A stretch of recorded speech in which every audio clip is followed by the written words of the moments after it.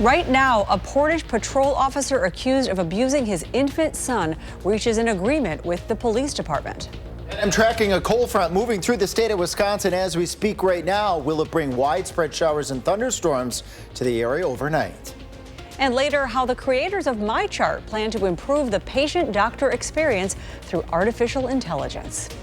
And we welcome you to News 3 Now at 6. Good evening, everyone. Thanks for watching. I'm Sarah Carlson, and Eric Franke will be back Monday. We begin with breaking news. A Dane County judge is allowing the prosecution to go forward for the officials charged in Wisconsin's fake elector scheme. Dane County Attorney Jim Trupis is accused of helping to try overthrowing Wisconsin's presidential election results in 2020. He is charged with organizing a group of Republicans to submit paperwork falsely claiming that President Donald Trump won that election in Wisconsin. The felony charges of forgery against Trupis can now go forward. And now to a story we've been following all week. The Portage Police Department is responding to allegations that one of its officers abused his own 6-month-old son. Cameron Coronado is charged with child abuse and disorderly conduct with a domestic abuse modifier. Our Ellie LaLiberte breaks down new details from a police press conference today. Today we learned Cameron Coronado is no longer employed by the Portage Police Department. Now, the chief of police did not take questions from reporters, but emphasized the department worked quickly and according to protocol. This week has been exhausting as we navigated through a separation agreement with Officer Coronado. That separation after child abuse and disorderly conduct charges against the now former Portage police officer, Cameron Coronado. A criminal complaint alleges Coronado shoved a pacifier down his son's throat so hard that it caused bleeding in the baby's brain. My response to this? I'm truly speechless. It hurts. And I know my department is hurting. Portage Police Chief Keith Klafke says as soon as he learned of the allegations, he took action. Under my direction, an outside agency was contacted to handle the investigation. I then contacted the business agent from the police union to advise them also of this incident. Klafke also addressing the criticism for placing Coronado on paid administrative leave. There are a lot of misconceptions on procedures, especially those involving a tenured employee who has certain rights that are governed by federal law, labor law.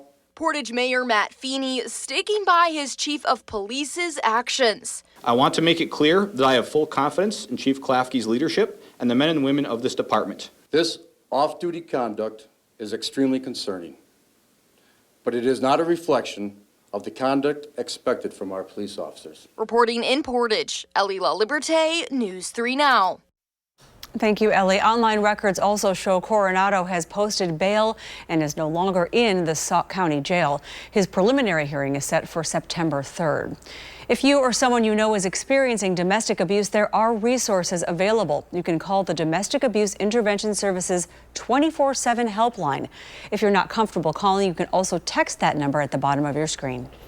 Turning to weather now, where conditions are staying mostly dry and everyone's talking about it cooling off. Alex, when is it all coming? And it's coming with this cold front here that's off towards the north and towards the west, Sarah, stretching from around Rylander over between, let's say the Eau Claire area and La Crosse. A couple showers out ahead of this cold front that will be sweeping off towards the south and towards the east. So as we put future track into motion here, notice a couple isolated showers, maybe a rumble or two of thunder as we approach the 10, 11, 12 o'clock time frame, but they're dwindling. They're fizzling as they move into southern Wisconsin. As I've mentioned the past few days, this line is likely going to weaken as it moves into southern Wisconsin. So we're not expecting widespread thunderstorms tonight, just isolated rain chances overnight with that cold front. And then we transition behind that cold front to the cold temperatures, hence a cold front. It'll be sunny, comfy this weekend and cool going out into next week. A little bit later when I come back, I will show you how cold, and I say cold, those temperatures will be relative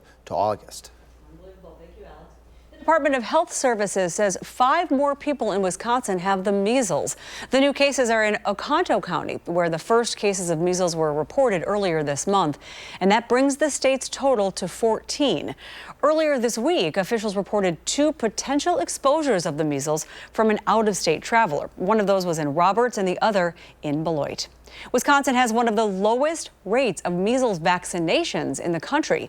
So health services experts recommend people check their vaccination status because the new cases indicate that this disease is spreading. In order to check, you can head to the Wisconsin Immunization Registry. A link can be found on this story on channel3000.com. A 7-year-old is injured after being bitten by a dog. Madison police were sent to Coho Street about 4 o'clock yesterday afternoon to help animal control with this accident. An officer confirmed the dog did belong to a neighbor. The dog was controlled, and emergency medical services took the child to the hospital for what are being called non-life-threatening injuries. Animal control will follow up with this incident. The developers of MyChart at Epic in Verona say they want to make it more of a personal assistant, and they're looking to do that with artificial intelligence. News 3's Arman Rahman tells us how the company says it will improve the patient-doctor experience. Could visits to your doctor's office soon start to look a little bit more like this? Well, software developers at Epic are hoping artificial intelligence can streamline the process to make the visit with your doctor a little more effective. Have you ever looked at an x-ray of your broken limb and wondered, gosh, I have to schedule an appointment to ask my doctor how long I should rest? Well, now Epic software developers want you to ask Emmy. You're able to say, hey, how long should I expect to not be able to play golf? Emmy is an AI chatbot that will be coming soon to MyChart. Its medical qualifications, or rather your personal records. It's able to say, sometimes this is 3 to 6 weeks, but based on this imaging and notes from your provider, this actually might be a little bit longer. Software developer Taylor Seal says that's what sets it apart from other AI models and makes it easier for humans to check. We train these models. We make sure that we review them both with our QA staff internally, with our internal clinicians, and also, running them through AI grading scripts. Right now, Epic provides other AI features to their clients. To sort of draft messages, not to automate processes that we would trust AI to do something that a physician would normally do. Dr. Brian Patterson is the Administrative Director of Clinical AI at UW Health. He says it's an exciting time in medicine to see AI tools being experimented with. Streamlining things that we find tedious gives physicians and nurses more time to do the things they got into medicine to do, right? He says patients are excited too, but understandably have some concerns.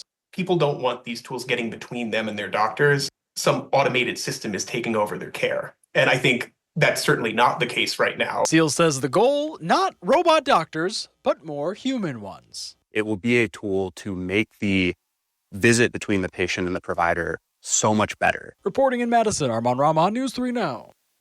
Armand, thank you. Epic also just rolled out MyChart Central, which allows patients to log in with the same username and password for MyChart, regardless of which healthcare system they're using.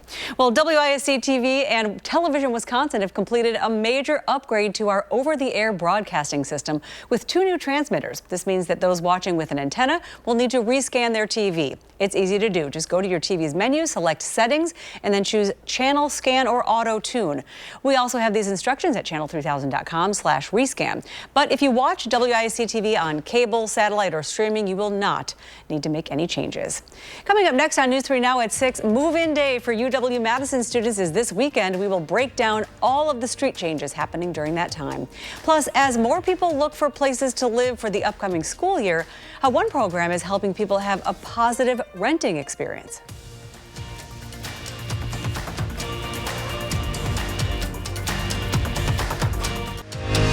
You're watching News 3 Now at 6. Well, UW-Madison is preparing for a busy weekend as nearly 9,000 students return to residence halls. Move-in begins Sunday and runs through Wednesday. So that means several streets near residence halls will be shifting to one-way routes starting at 7 a.m. each day. It's a lot. On the east side of campus, Park Street will be northbound only from University to Langdon, Lake Street northbound only from Dayton to Johnson, and then Dayton Street westbound only from Francis to Park. On the west side of campus, Observatory Drive will be westbound only from Charter to Babcock, and Elm Drive north of Observatory will be northbound only. Hope you got all that. Some parking lots near dorms will also be reserved for unloading zones only. Metro Transit buses will also detour around all of this congestion. Officials encourage families, students, visitors, and all of us here, all the residents, to consider biking, busing, or using alternative routes to avoid all those traffic delays and obviously a lot of patience. Well, as college students look to head back or move into new apartments this month, there is a program designed to help make that a positive renting experience. Kyle Pozorski explains how you can take part in Rent Smart. As college students move into new apartments this fall, there's a program for Wisconsinites designed to help make renting a breeze. Rent Smart is a free course offered by the University of Wisconsin Extension, focusing on how to better communicate with landlords, budget, and know your tenant rights. It's been around for decades, but the program's co-chair Amanda Kosman says the rental space has become an increasingly difficult market to navigate, arguing that obtaining the certificate can be attractive to landlords. Some landlords really do value this, and so if there are very similar tenants, they'll take somebody who has a Rent Smart certificate over somebody who doesn't, because they know they have that 6 hours of education behind them and that they know what they're doing. The course is being offered online and for free each month throughout the end of the year. In Madison, Kyle Pozorski, News 3 Now. Thank you, Kyle. If interested in signing up for this 6-module course scheduled for September, you can just go online and search UW Rent Smart. Still ahead, could a drug used for asthma be used to stop life-threatening food allergies? We'll have more on what researchers have discovered. Plus, an unbelievable scene in Baraboo as employees jump into action to save a customer's life. Plus, a cold front on the way. Alex has all of the details next in the Complete Forecast.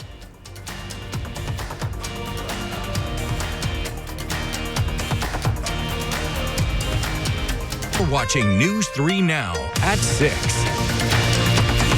This is a great story. An elderly man is alive thanks to some employees at Blaine's Farm and Fleet in Baraboo.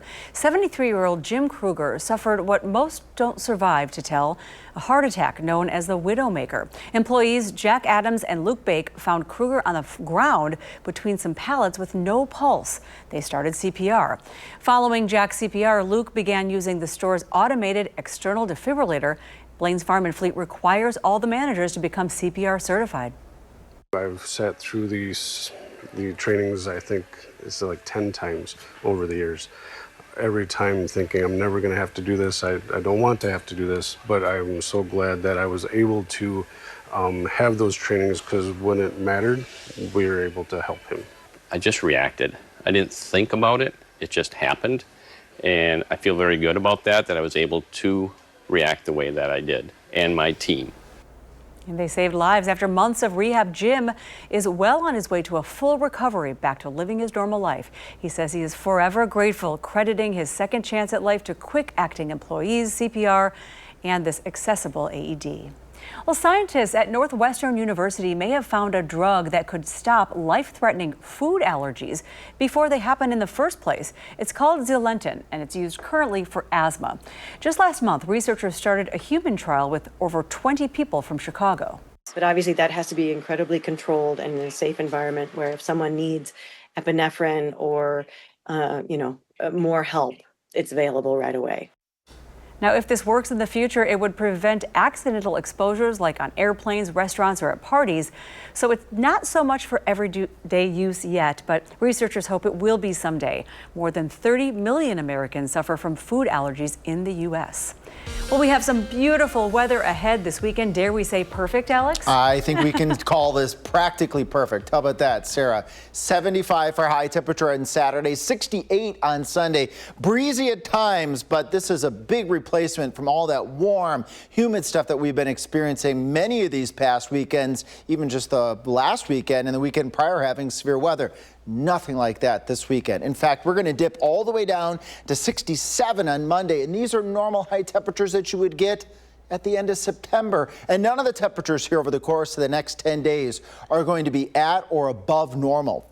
And as we take a peek here, we got a cold front that's going to usher all of that into southern Wisconsin. That cold front at 10 o'clock, almost really non-existent. You really can't see where that is. if you're looking really close to areas near Wisconsin Dells, up towards Marquette and Green Lake counties, back towards Richland Center. As I step off the screen there for a moment, there's just a little kink in the winds out to the west. And that little kink is that cold front out to the north and west of Madison. But not a lot of shower or thunderstorm activity with it. Few and far between, as I was mentioning before here.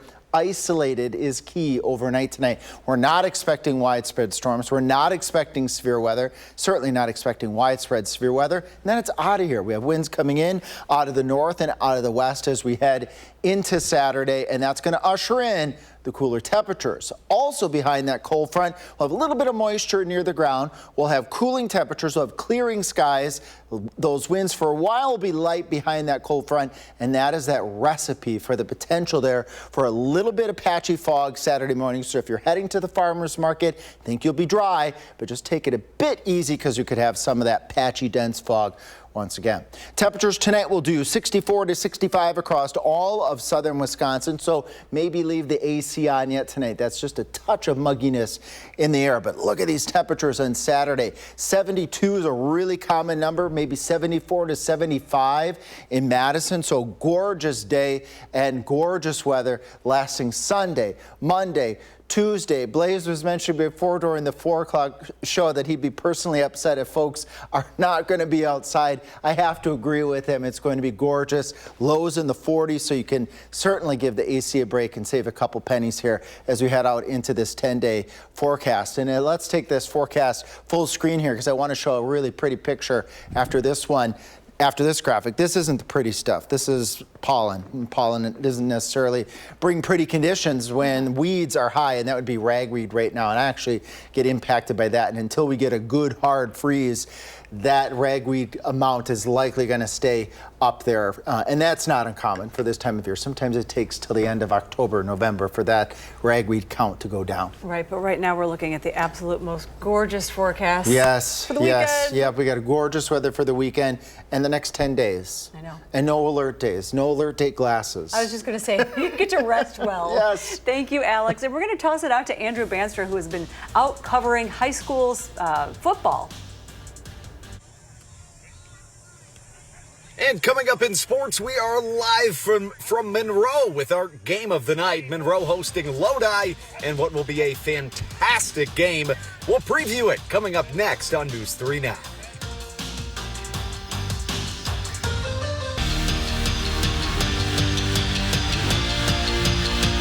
If yesterday was an appetizer for high school football, today we get the 3-course meal. We are all the way back and live from Monroe with our game of the night, where the Cheesemakers play host to the Lodi Blue Devils in what is certain to be a fantastic contest, a tilt of 7-win playoff teams from last season. For Lodi, they're looking to get back to the top, having won the state title 2 years ago in 2023, and have the tools this year to do it again. With Brody Rip leading the helmet running back, he ran for 722 yards last season. On the other side, Monroe will look to make their money starting off the season with a win. They lost their opener last year to Lodi, and after a Week 2 loss, they finished the season undefeated after that, at least in the regular season. Staying on the football field, let's talk college. We are less than a week away from the Badgers kicking off their 2025 campaign. Eric Franke and I will get you ready for it on Thursday night. We're hosting Wisconsin Game Day, a special show live from the UW Fieldhouse at 6:30 next Thursday, getting you ready for game day and, of course, breaking down the X's and the O's. But elsewhere, college football will be getting cooking early. Week 0 of the college football slate is upon us, nearly at least. Stanford makes the trip to Hawaii tomorrow night. It'll be a game airing right here on CBS. To the ice, where Wisconsin men's hockey released their full schedule for the upcoming season. Here's the first game of a few key series at the Kohl Center. Their home opener is October 16th against Minnesota State. And a few weeks later, a border battle hosting Minnesota. They'll look to best the Buckeyes in mid-November before trying to slay Sparty in mid-January. Their final regular season home series starts on February 20th against Michigan. And the Brewers are back home tonight after a 5-game series against the Cubs that they bookended with wins. Now the Giants are in town, and what will serve as Willie Adames' return to AmFam Field. The Crew have kept up their success without their star shortstop, winning their MLB best 80th game of the season last night. And back here in Monroe, this place is starting to fill up for what will certainly be a fantastic game. We'll have the highlights from it and all the games from around our area on News 3 now at 10 and our first final drive of the season. We'll catch you guys later. For now in Monroe, Andrew Banstra, News 3 Sports. All right, Andrew, have fun. We'll see you later.